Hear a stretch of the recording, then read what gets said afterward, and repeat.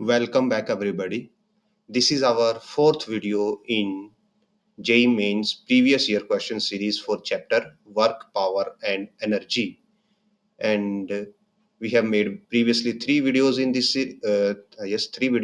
series, and all of those can be found on our channel. Name of channel is Point Basics, and there is a dedicated playlist for it.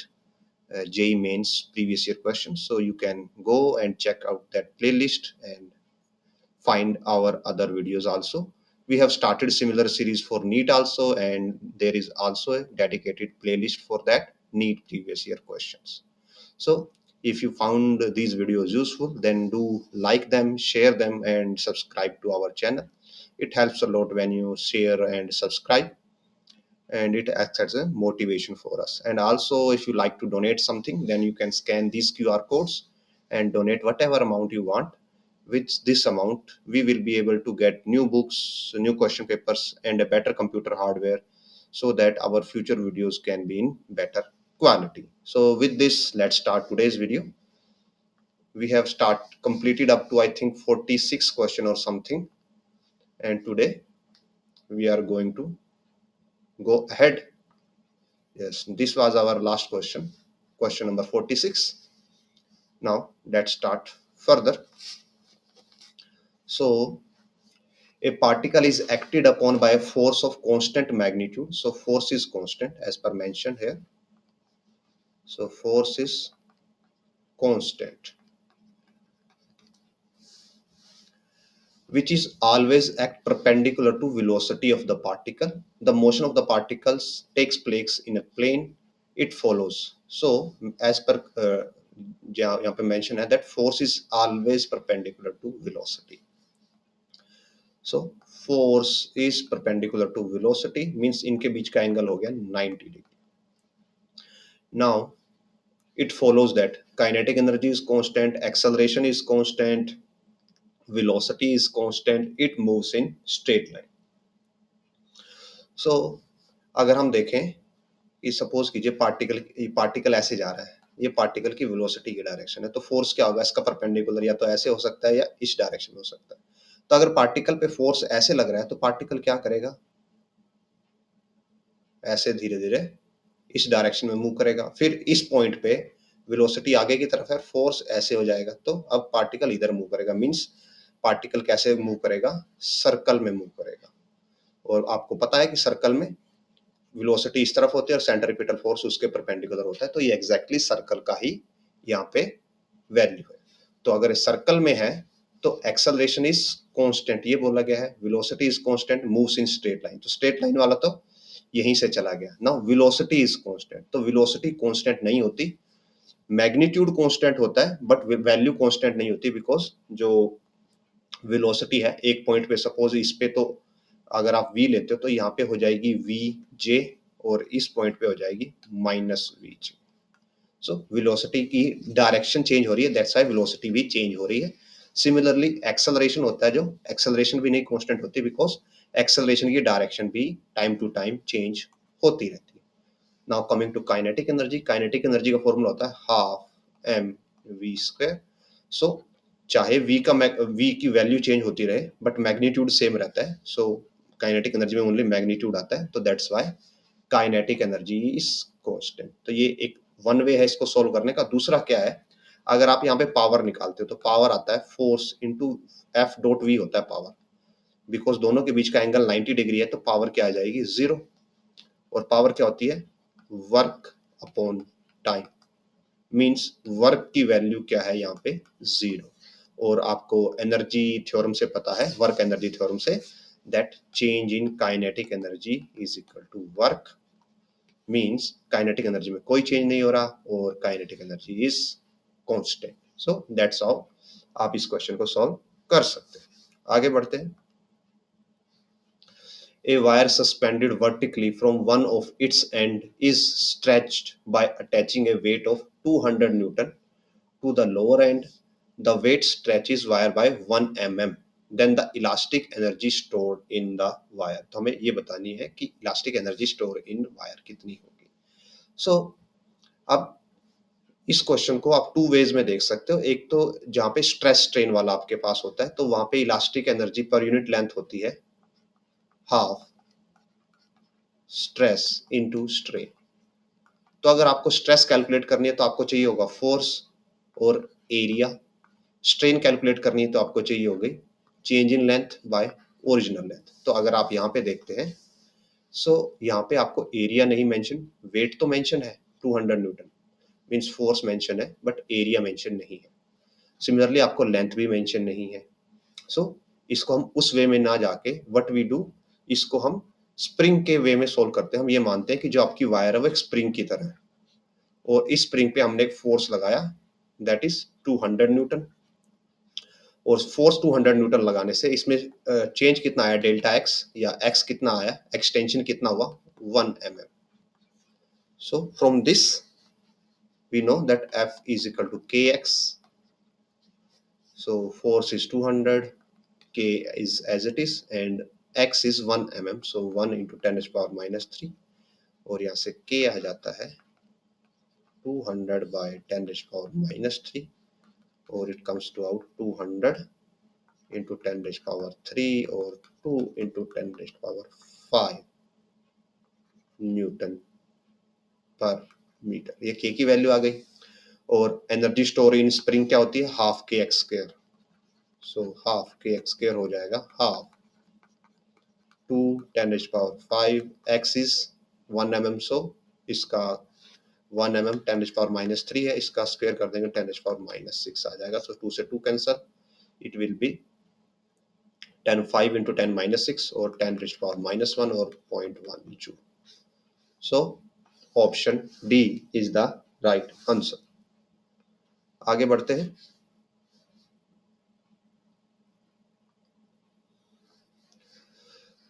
A ball whose kinetic energy is E is projected at angle of 45 degree to horizontal. Kinetic energy of the ball at the highest point of its flight will be. So इस type का question हमने previous video में I think cover किया था। So suppose कीजिए ये हमारे axis हैं और ये बॉल का प्रोजेक्टाइल पाथ है। तो स्टार्टिंग में उसके पास वेलोसिटी v है, एंगल थीटा है। तो स्टार्टिंग वेलोसिटी को कैसे लिखा जा सकता है, v is equal to v cos theta I plus v sin theta j। यहाँ पे थीटा 45 है, so it will be v by root 2 I plus v by root 2 j हो जाएगा। और kinetic energy, initial kinetic energy E हो जाएगा half m v square. Okay, now highest point पे यानी कि यहाँ पे ऑब्जेक्ट के पास ओनली हॉरिजॉन्टल वेलोसिटी होगी, तो velocity at highest point it will be हो जाएगा only v cos theta I, और इसको लिख सकते हैं आप v by root 2 of I। तो जब आप यहाँ से काइनेटिक एनर्जी निकालते हो तो E आप इसको EI बोल सकते हो या EH, sorry VH EH, it will be half m v square by root 2 का स्क्वायर 2, तो it will be half of half m v square, और ये किसके इक्वल है, ये E के इक्वल है। सो आंसर हो जाएगा E by 2, option C। Next question. A body of mass 2 kg is driven by an engine delivering a constant power of 1 joule per second. So power क्या है, 1 joule per second है, और इसका आप 1 watt भी बोल सकते हो। The body starts, mass given है also 2 kg. The body starts from rest and moves in straight line. After 9 seconds, body has moved a distance. ये बताना है कि 9 सेकंड में कितना डिस्टेंस मूव करेगी। सो जो u है वो है 0 मीटर पर second. So we know that जो पावर होती है, पावर के लिए फॉर्मूला होता है F डॉट V। हमें पावर की वैल्यू पता है और 9 सेकंड में हमें ये पता करना है कि कितना डिस्टेंस मूव करेगी। तो हमें यहाँ पे एक्सेलरेशन निकालना होगा, वेलोसिटी निकालनी होगी और डिस्टेंस निकालना होगा। ये सब चीजें हमें यहाँ पे कैलकुलेट करनी पड़ेगी। तो हम बिकॉज स्टार्टिंग में हमें पावर ही गिवन है तो हम पावर से स्टार्ट करते हैं। तो पावर इज इक्वल टू हो जाएगा फोर्स की वैल्यू होती है mass into acceleration into V. Acceleration होता है dv by dt into V. Now m को हम इस साइड ले आते हैं, left hand side p by m is equal to v dv by dt। dt को भी इधर ले आते हैं, p by m into dt is equal to v dv। Integrate करते हैं बोथ साइड्स को तो हमें मिलेगा pt by m is equal to v square by 2, और यहाँ से हो जाता है जो v स्क्वायर है या v की वैल्यू आ जाएगी under root of 2pt by m। ये हमारे पास वेलोसिटी आ गई। नाउ हमें तो यहाँ पे क्या निकालना है, डिस्टेंस निकालना है और टाइम के साथ निकालना है। तो अगर हम वेलोसिटी को फिर से इंटीग्रेट करते हैं, velocity is dx by dt is 2p by m, और t की पावर हाफ हमने सेपरेट कर लिया। सो यहाँ से आ जाएगा dx is equal to 2p by m t half dt। Again integrate कर देंगे, so this will give x root 2p by m, t half का इंटीग्रेशन हो जाएगा t 3 बाय 2 3 बाय 2, और लिमिट आ जाएंगी 0 to 9 सेकेंड और 0 to 9 seconds. So this will be 2p by m 2 by 3 t 3 by 2 limits 9 0। Values put करते हैं, mass and power की value की हम देख लेते हैं एक बार। मास 2 है और पावर 1 है, सो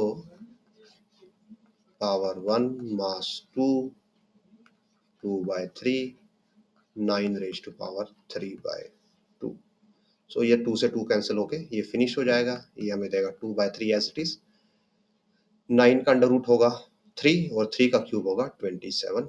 सो and this will again go to 9, तो ये हो जाएगा 18 मीटर। और ऊपर चेक करते हैं अगर हम, तो यहाँ पे आएगा आंसर में 18 मीटर। नेक्स्ट क्वेश्चन की तरफ बढ़ते हैं। सो a particle is moving unidirectionally on a horizontal plane under the action of constant power supplying energy source। तो अगेन देखिए यहाँ पे क्या है, पावर कांस्टेंट है, constant power supplying energy source. So P is constant। Displacement time graph that describe the motion of the particle. तो हमें displacement time graph बताना है। तो जैसे हमने प्रीवियस क्वेश्चन में किया था, हम सेम प्रोसेस यहाँ पे स्टार्ट करते हैं एंड सेम प्रोसीजर। हमने पावर को एफ वी के इक्वल लिया था, फिर पावर को एम ए वी और इंटीग्रेट किया था, और यहाँ से जो पावर है उसकी वैल्यू हमारे पास आई थी वेलोसिटी की वैल्यू 2pt बाय एम आई थी, और यहाँ से जो x है, x की वैल्यू ये आई थी हमारे पास। अगर आपको ये थोड़ा डाउट आ रहा है क्वेश्चन में, तो हम let me explain it again कि पावर गिवन है, इस क्वेश्चन में भी आपके पास क्या गिवन है, कांस्टेंट पावर गिवन है, और यहाँ पे भी कांस्टेंट पावर ही गिवन थी। वैल्यू इसमें इस क्वेश्चन में जस्ट आपको उसकी वैल्यू गिवन थी। तो पावर को हमने एफ वी लिया, फोर्स इंटू वेलोसिटी, फोर्स की वैल्यू पुट की, फिर एक्सेलरेशन की वैल्यू पुट की, इंटीग्रेट किया, इंटीग्रेट करके वेलोसिटी की वैल्यू निकाली, वेलोसिटी को dx बाय dt पुट किया, और यहाँ से x की वैल्यू कैलकुलेट की, और ये हमारे पास x की वैल्यू आ गई थी। तो let me copy this value and यहाँ पे हम पेस्ट करते हैं। सो ये हमारे पास x की वैल्यू यहाँ पे आई थी। तो यहाँ से हम बोल सकते हैं दैट जो x है उसका टाइम पे डिपेंडेंस क्या है, x is proportional to t3 by 2, और ये पावर क्या है, मोर देन 1 है। तो इसका ग्राफ क्या होगा, इंक्रीजिंग ग्राफ होगा। ये किसका ग्राफ है, यहाँ पे x directly proportional to t है, यहाँ पे x क्या है, कांस्टेंट है, तो ये दोनों तो नहीं होंगे। और जो ये है ये सैचुरेटिंग ग्राफ है, मींस 1 माइनस समथिंग वाला ग्राफ है, 1 माइनस एक्स स्क्वायर या एक्स क्यूब जो भी होगा, ये 1 माइनस वाला ग्राफ है, या x minus something x node minus वाला ग्राफ है, तो ये भी नहीं होगा।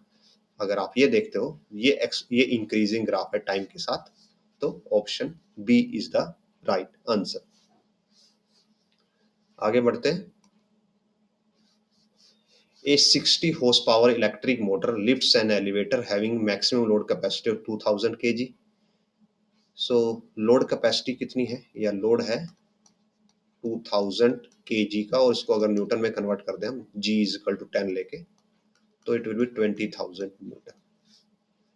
फ्रिक्शनल फोर्स कितना एक्ट कर रहा है 4000 का, तो फाइनल लोड हो जाएगा, फ्रिक्शनल फोर्स ऐड हो जाएगा इसके अंदर, plus 4000, 24,000 newton. Speed of the elevator at full load close to, now power हमें गिवन है कितनी है 60 HP, और 1 horse power is 746 watt. So इतनी पावर हमारे पास है, और हमें पता है कि पावर क्या होती है, फोर्स टाइम्स वेलोसिटी। फोर्स की वैल्यू ये रही, तो वेलोसिटी आ जाएगी 60 इंटू 746 बाय 24,000, और जब आप इसको सोल्व करोगे ये देगा हमें इक्वल टू 1.865, और अप्रोक्सीमेटली यहां से आ जाएगा 1.9 मीटर पर second, option B.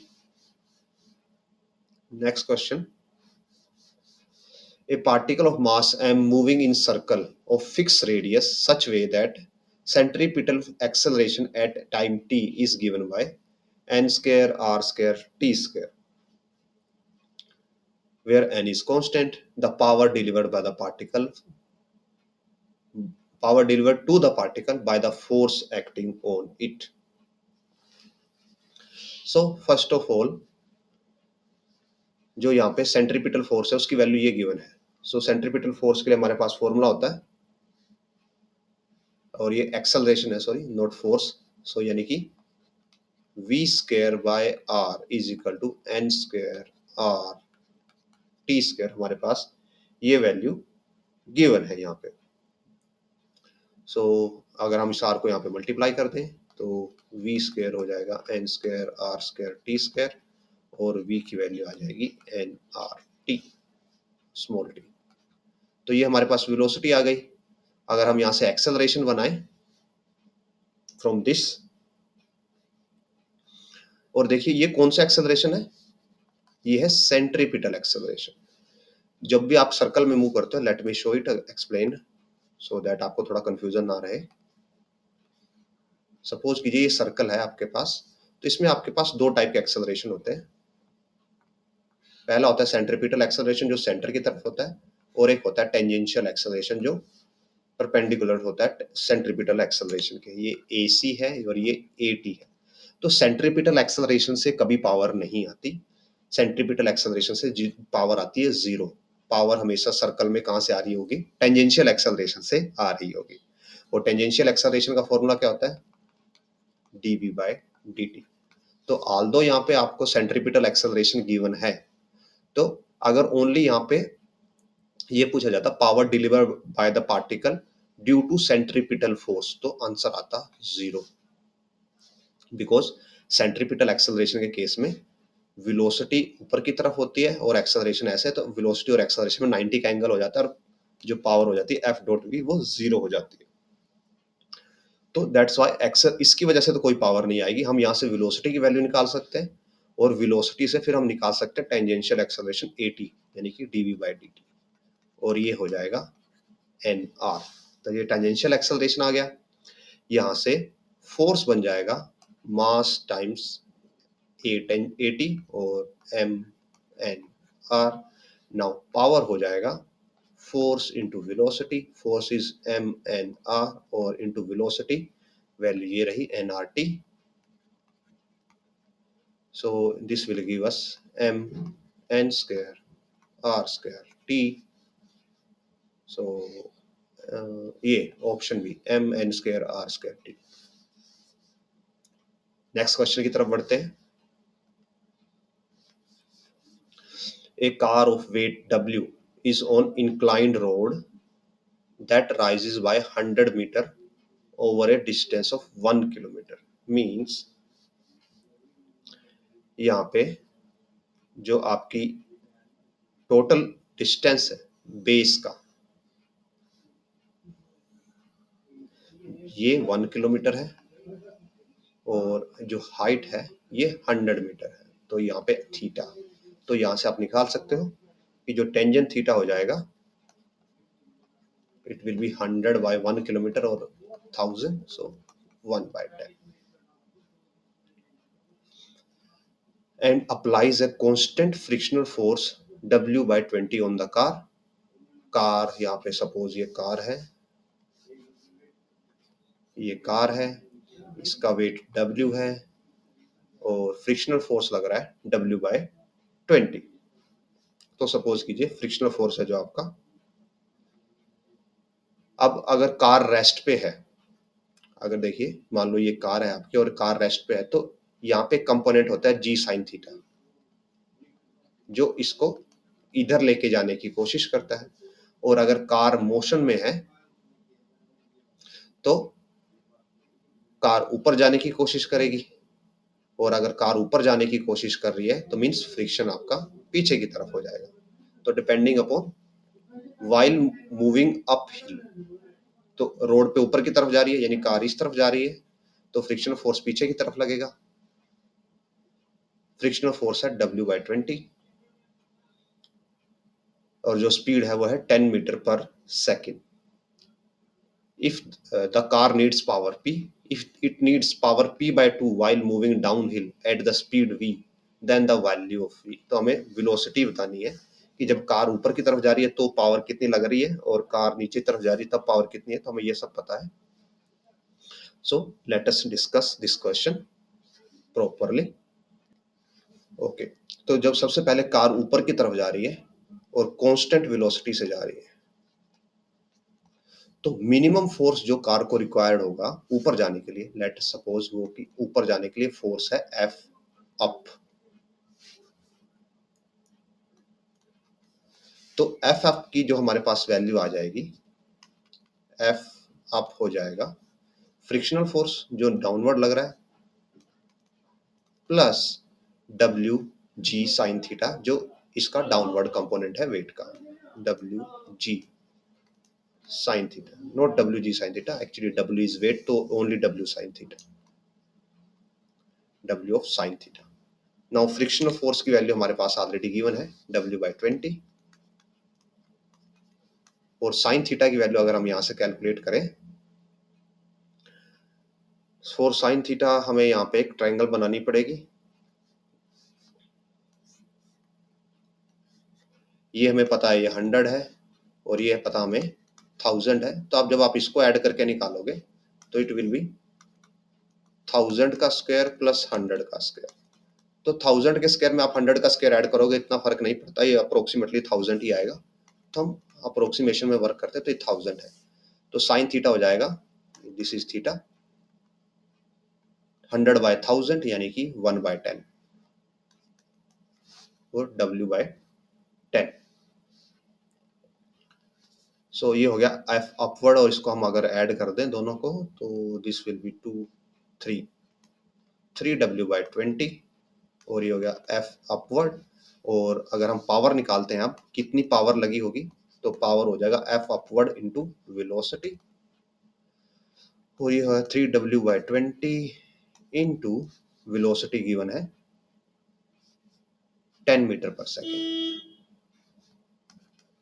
So P is equal to 3W/20 into 10 और यहां से P आ जाता है 3W/2 हमारे पास आ जाता है।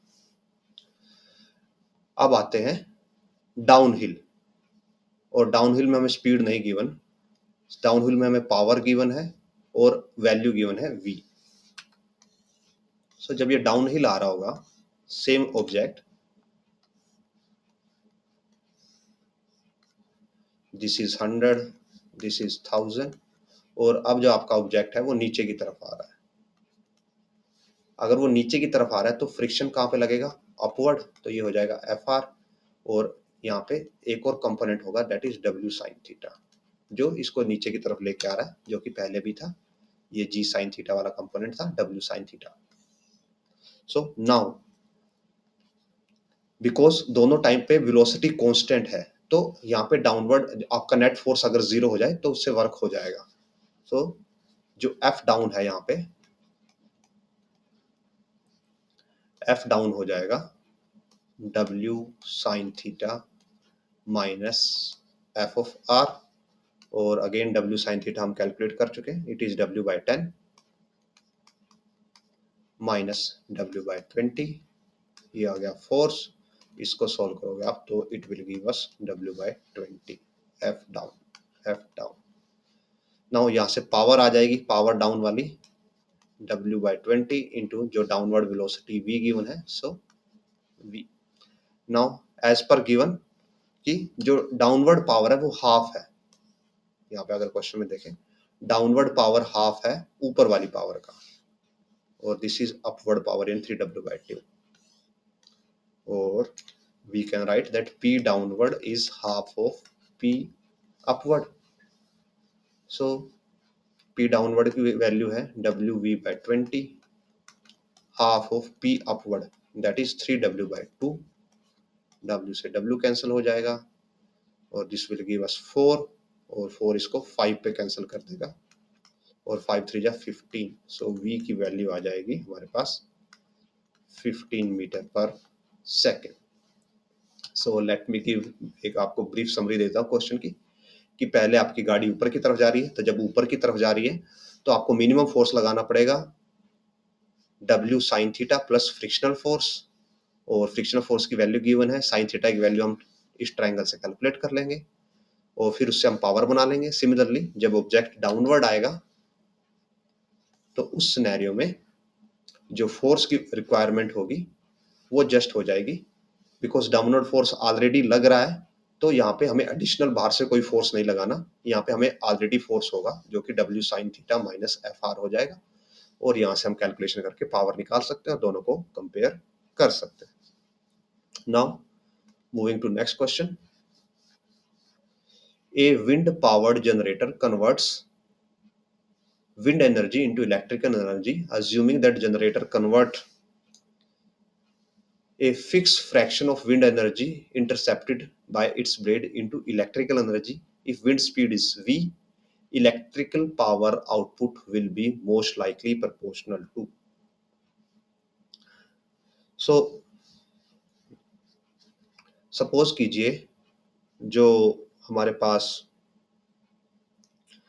पावर आ रही है, मींस विंड की वजह से जो फोर्स लग रहा है दैट इज एफ, तो पावर कितनी जनरेट होगी, F into we.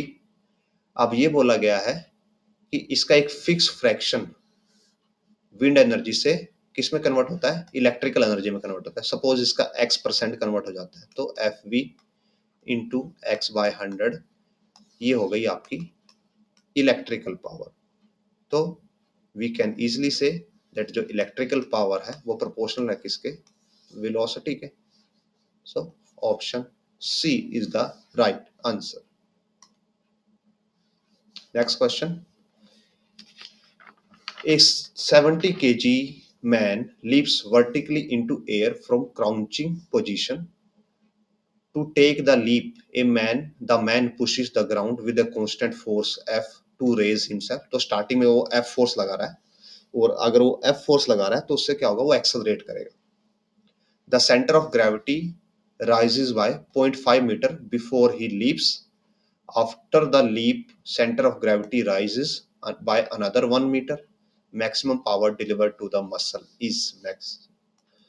So suppose करते हैं कि स्टार्टिंग में पर्सन ग्राउंड पे होगा, बिकॉज उसको एयर में जाना है, तो वो कहां से ग्राउंड से स्टार्ट करेगा,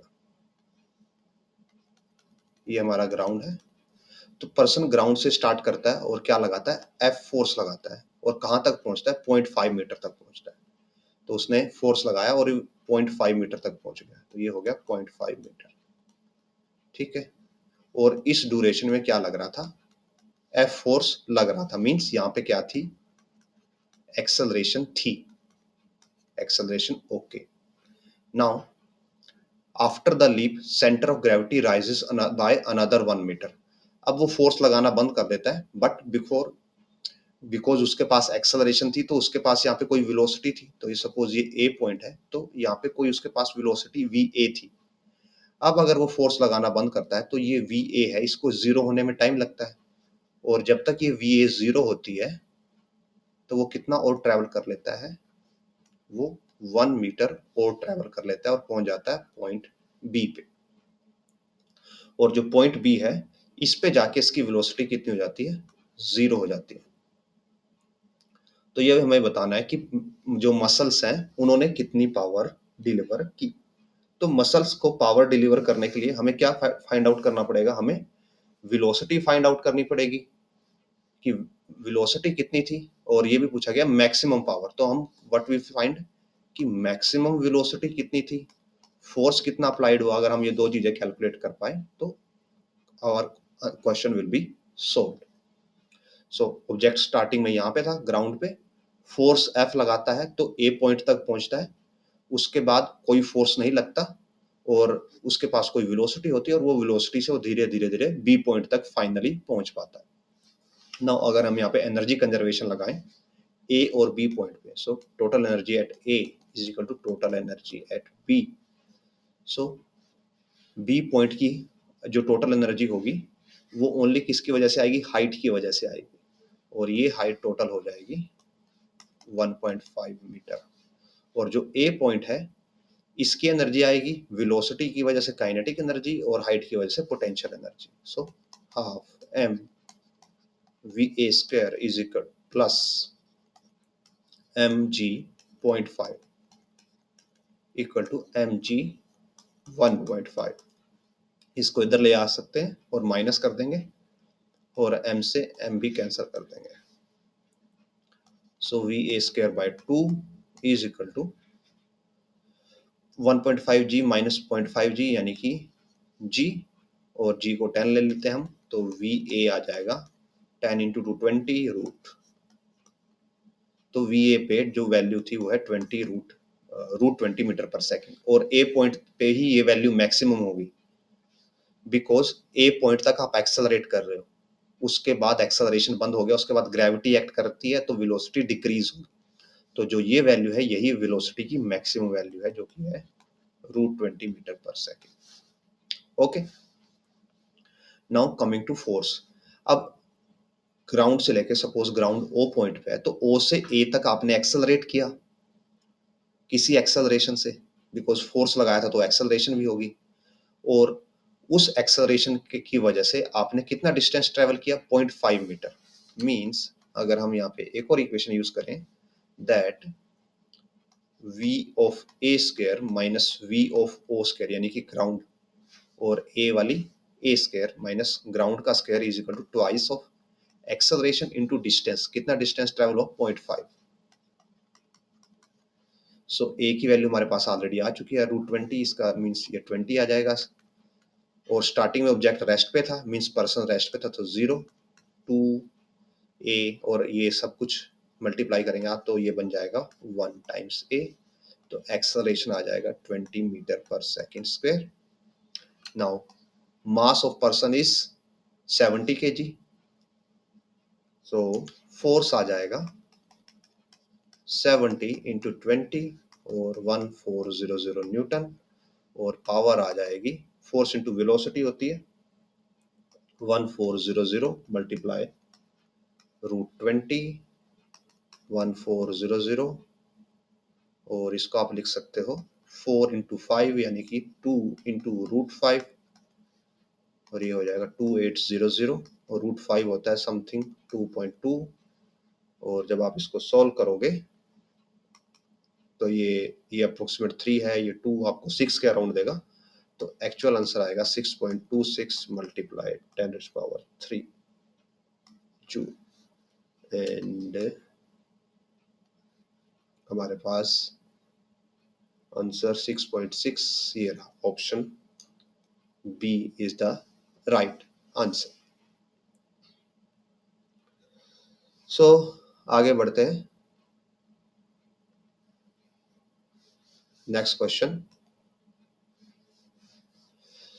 a body of mass m accelerate uniformly from rest to v1 in time t1। so mass m uniform acceleration है, तो एक्सेलरेशन की वैल्यू हो जाएगी v1 by t1। the instantaneous power delivered to the body as a function of time। तो हमें instantaneous power बतानी है, और जो पावर है, पावर का फॉर्मूला होता है हमारे पास फोर्स इनटू वेलोसिटी। तो हम यहाँ पे अगर इंस्टेंटेनियस पावर बतानी है तो हम यहाँ पे इंस्टेंटेनियस वेलोसिटी लेंगे। हमारे पास एक्सेलरेशन की वैल्यू ऑलरेडी अवेलेबल है, तो फोर्स तो हो जाएगा मास टाइम एक्सेलरेशन, यानी कि m v1 बाय t1। और इसको अगर हम इंस्टेंटेनियस वेलोसिटी निकालना चाहते हैं as a function of t, so हम उसी पॉइंट पे वेलोसिटी निकालते हैं, या व्हाट वी डू कि हम ले लेते हैं कि किसी टाइम t पे वेलोसिटी कितनी हो जाएगी, v will be at any time t v1, sorry, जो वेलोसिटी होती है वो होती है u plus A T. Starting velocity 0 माने, एक्सेलरेशन की वैल्यू है हमारे पास v1 बाय t1, और एट टाइम t निकाल रहे हैं हम, तो ये हो जाएगी v1 t1 into t। So power आ जाएगी, ये रहा हमारे पास force m v1 by t1 multiply उस टाइम की जो वेलोसिटी है, that is v1 by t1 into t। So यहां से हमारे पास आंसर आएगा m v1 by t1 square into t। So अगर हम यहाँ पे अब कंपेयर करें m v1 square by t1 square by t, so this is the answer, option B. आगे बढ़ते हैं।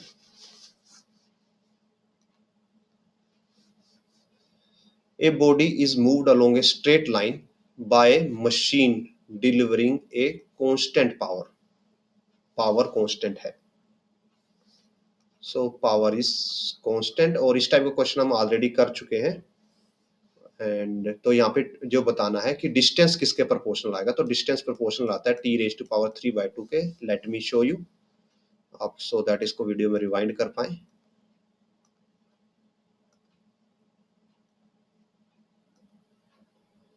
So this was the question.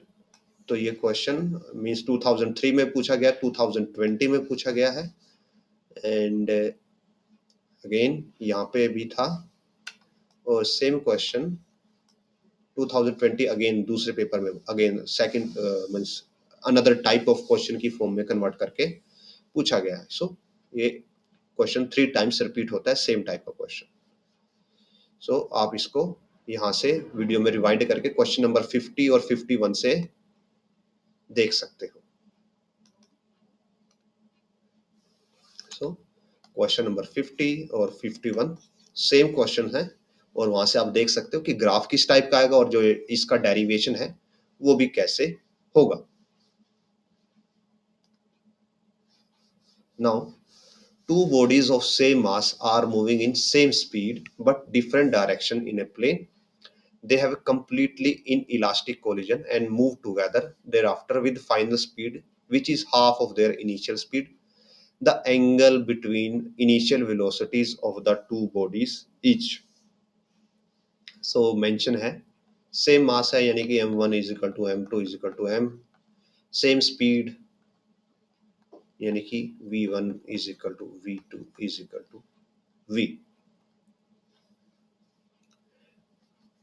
तो ये वेलोसिटीज होगी but in different direction in a plane, तो इनके बीच की डायरेक्शंस अलग अलग है। तो सपोज कीजिए कि पहली बॉडी ये मास m की है, ये वेलोसिटी v से ऐसे आ रही है, और दूसरी body mass m velocity v से ऐसे आ रही है, और यहाँ पे कोलिजन होता है इनका, और फिर दोनों 2m मास किस वेलोसिटी से मूव करता है, हाफ वेलोसिटी से मूव करता है v/2 से, as per mention half of their initial speed, वो दोनों ऐसे मूव करते। So angle between initial velocities हमें बताना है, तो लेट अस डू, यहाँ पे हम एक लाइन लगा देते हैं और वेलोसिटीज को प्लॉट कर लेते हैं। ये सपोज v1 है और सपोज ये है v2, दोनों वेलोसिटीज इक्वल ही है, so let me draw it here. ये हमारे पास हॉरिजॉन्टल लाइन हो जाएगी, ये हॉरिजॉन्टल लाइन हो गई, ये पहले की वेलोसिटी है और ये दूसरे की वेलोसिटी है बिफोर कोलिजन, ये थीटा है, और सपोज ये हम ले लेते हैं फाई। ये मास m है, वेलोसिटी v है, ये मास m है, वेलोसिटी v है। बिकॉज आफ्टर कोलिजन दोनों के दोनों मास सेम डायरेक्शन में हॉरिजॉन्टली मूव कर रहे हैं, मींस जो इनके वर्टिकल कंपोनेंट्स हैं, इसका वर्टिकल कंपोनेंट है ऐसे डाउनवर्ड होगा और इसका वर्टिकल कंपोनेंट ऐसे अपवर्ड होगा। ये कंपोनेंट दोनों एक दूसरे के क्या होने चाहिए, इक्वल होने चाहिए और एक दूसरे को कैंसल करने चाहिए। मींस अगर हम यहाँ पे थीटा ले रहे हैं तो ये वाला कंपोनेंट जो हो जाएगा it will be sine theta component. So mv sine theta is equal to mv sine of phi, mv से mv कैंसल, यानी कि theta is equal to phi. तो दोनों सेम एंगल होंगे हमारे पास। एंड दूसरा कि अगर हम इनके हॉरिजॉन्टल कंपोनेंट्स लें, मींस दिस कंपोनेंट्स, ये वाले कंपोनेंट, तो इन दोनों को ऐड करके इस मोमेंटम के इक्वल आना चाहिए। और ये मोमेंटम क्या है, यहाँ पे मास 2m है और वेलोसिटी v/2 है। सो यहाँ इसका कंपोनेंट आएगा mv cos थीटा और इसका कंपोनेंट आएगा mv cos फाई, और theta is equal to phi है ऑलरेडी हमें पता है, equal to 2m into v/2। तो थीटा को फाई को थीटा पुट कर देंगे तो ये हो जाएगा 2mv cos theta is equal to 2mv/2, 2mv से mv कैंसिल हो जाएगा, cos थीटा इज हाफ यानी कि theta is equal to 60 degree, और टोटल एंगल हो जाएगा थीटा प्लस फाई यानी कि 120 डिग्री। और ऊपर जाकर अगर हम मैच करें तो यहाँ पे हमें इन डिग्रीज आंसर करना है, सो 120 degree angle between initial velocity of the two bodies. Next question, particle A of mass m1 moving with velocity, तो ये उस पहले की वेलोसिटी है, collide with another particle of mass m2 which is at rest, let v1 and v2 are their velocities of particle A and B after collision respectively. If m1 is 2m2, then after collision ये v1 की value given है, तो angle between v1 and v2 हमें यहाँ पे calculate करना है। So let us draw कि हमारे पास पहला पार्टिकल है m1, मास m1 है और उसकी वेलोसिटी है यानी कि v1 √3i प्लस j, और दूसरा पार्टिकल है m2 और हमें ये पता है कि m1 किसके इक्वल है, 2m2 के इक्वल है, और इसकी वेलोसिटी यानी कि v2 है रेस्ट। सो एंड m1 की जो फाइनल वेलोसिटी है आफ्टर कोलिजन वो है i प्लस √3j। तो हम क्या करते हैं, जो m2 है इसकी फाइनल वेलोसिटी को हम v2 मान लेते हैं, एंड मोमेंटम कंजर्वेशन अगर हम अप्लाई करें और दोनों सेम बोथ डायरेक्शन का सेम टाइम पे अप्लाई करेंगे, सो it will B m1 v1 plus m2 v2 is equal to m1 capital V1 plus m2 capital V2. So these are also vectors. So values put करते हैं, m1 की value 2m2 है तो 2m2 ही put करेंगे so that हमें solve ना करना पड़े बार बार, into √3i plus j, v2 0 है तो ये टर्म 0 हो जाएगी, equals to m1 again 2m2, यहाँ से आएगा v1 की value i plus √3j plus m2 v2 vector, m2 cancel हो जाएगा, मास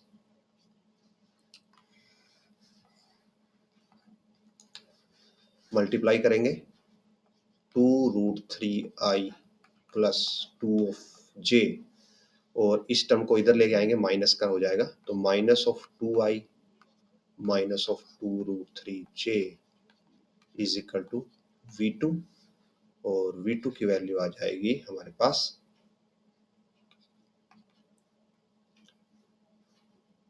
twice of √3 minus 1 of i and plus twice of 1 minus √3 of j।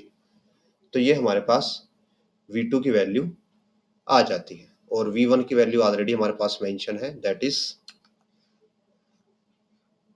This is v1 i plus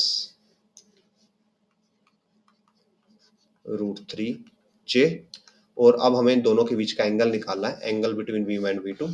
तो हम क्या करते हैं, अगर किसी के बीच में एंगल निकालना होता है तो हम क्या करते हैं, डॉट प्रोडक्ट, बिकॉज हमें ये पता है कि v1 और v2 का अगर हम डॉट प्रोडक्ट करें तो ये हमें देगा v1 का मॉडुलस v2 का मॉडुलस इनटू कोस थीटा। तो जब दोनों का डॉट प्रोडक्ट करेंगे तो i से i मल्टीप्लाई और j से j मल्टीप्लाई होगा, सो यहाँ से मिलेगा 2 ऑफ √3 माइनस 1 प्लस √3, और ये हो जाएगा 2√3 1 माइनस √3। v1 का मॉडुलस आएगा हमारे पास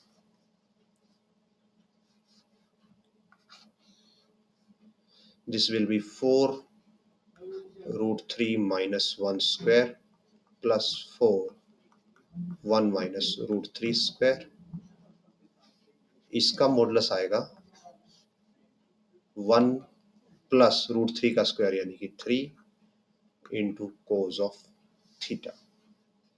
तो यहाँ पे सोल्व करते हैं 2√3 माइनस 2 प्लस 2√3 माइनस 2√3 इंटू √3 यानी कि 2 इंटू 3 यानी कि 6 इक्वल्स टू, यहाँ से 4 को कॉमन ले सकते हैं, 4 आके बाहर आके 2 हो जाएगा,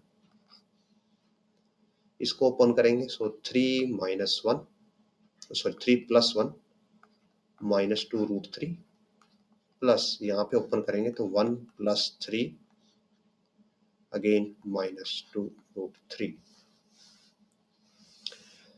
और यहाँ पे हमारे पास 4 है, 4 का अंडर रूट होता है 2 कोस ऑफ थीटा। सो यहाँ से आएगा 4√3 minus 8 is equal to 2, 3 plus 1 4, 4 plus 4 8 minus 4√3, and ये 2 कोस थीटा तो 2 से 2 मल्टीप्लाई होके 4 हो जाएगा, 4 ऑफ कोस थीटा। अगेन यहाँ से हम क्या कर सकते हैं, ये 4 से इसको डिवाइड कर देंगे अगर तो ये बन जाएगा √3 माइनस 2, और यहाँ से 4 कॉमन ले सकते हैं तो ये बन जाएगा 2 minus √3 of cos theta. So from this cos theta की वैल्यू आ जाएगी √3 माइनस 2 डिवाइड बाय 4, बाहर आके 2 बन जाएगा, 2 अंडर रूट ऑफ 2 माइनस √3, और इसको फर्दर आप ऐसे लिख सकते हो negative of 2 minus √3 by 2 under root 2 minus √3, और कोस थीटा आ जाएगा negative of under root 2 minus root 3 by 2।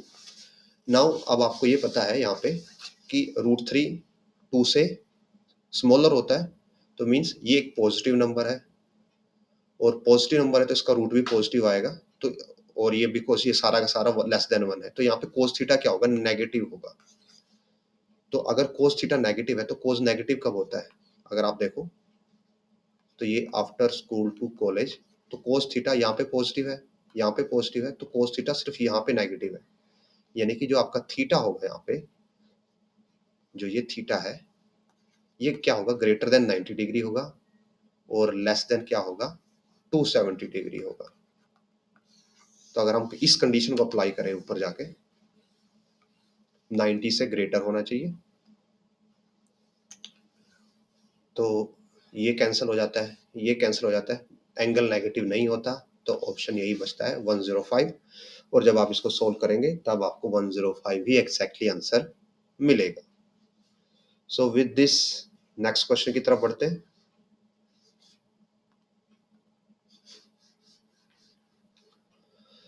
Block of masses m, 2m, 4m, 8m are arranged in a line on a frictionless floor, तो कोई friction नहीं है। Another block of mass m moving with speed v along the same line as shown in the figure collides with the mass m perfectly in elastic manner. All the subsequent collisions are also perfectly inelastic. By the time the last block of the mass 8m start moving with total energy loss is p% of the original energy, the value of p close to बताना। तो ये बताना है कि value of p close to कितने के होगी। सो अगर आप यहाँ पे, बिकॉज यहाँ पे परफेक्टली इन इलास्टिक है, तो हम क्या करेंगे, यहाँ पे मोमेंटम कंजर्वेशन यूज करेंगे।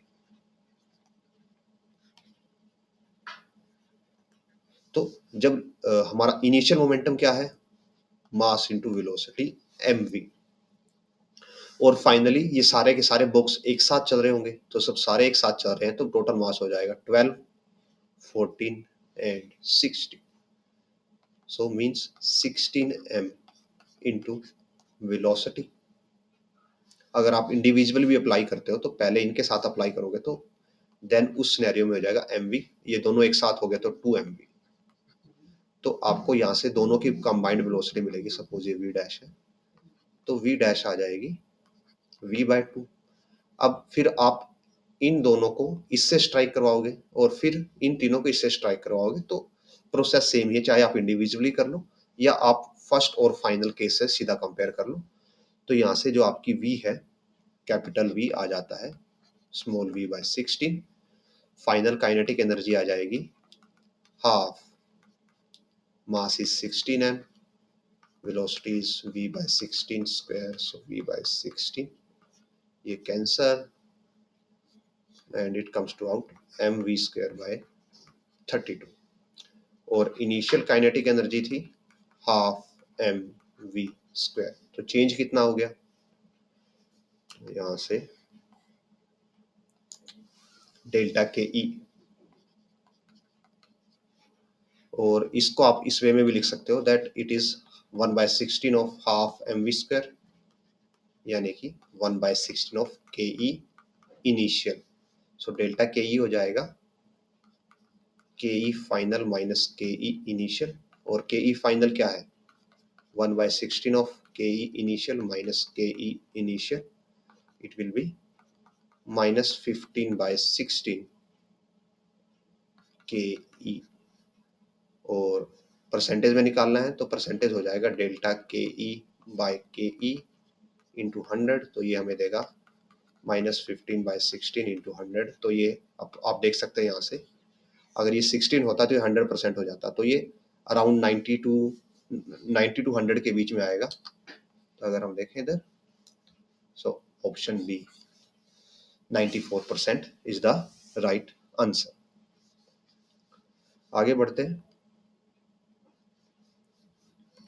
सो in this question a block of mass 1.9 kg is at rest at the edge of a table of height 1 meter।